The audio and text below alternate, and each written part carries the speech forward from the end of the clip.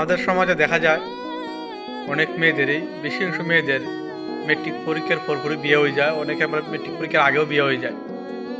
তারপর বিয়ে হওয়ার কিছুদিন পরে বাচ্চা কাচ্চা নিয়ে নেয়, তারপর সংসার নিয়ে অনেক ব্যস্ত হয়।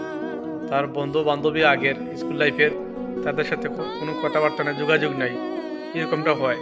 কিন্তু আজকে আমি এমন কিছু লোক দেখাইবো, তারা মানে অল্প বয়সে বিয়ে হইল, সংসার রাখিও, সংসার তুইয়াও, বাচ্চা কাচ্চা রাখিও, তারা সব একসাথে হইয়া মানে এনজয় কেমনে করতে হয় বান্ধবীরা মিলে, মানে এটার করে এনজয়। চাইলে আপনারাও এরকম এনজয় করতে পারেন, মানে সংসার রাখে একদিন অথবা বছরে একদিন হলে সুযোগ বার করিয়া এরকম এনজয় করতে পারেন। তাহলে আসেন দেখি তারা কেমন এনজয় করে, কি করে।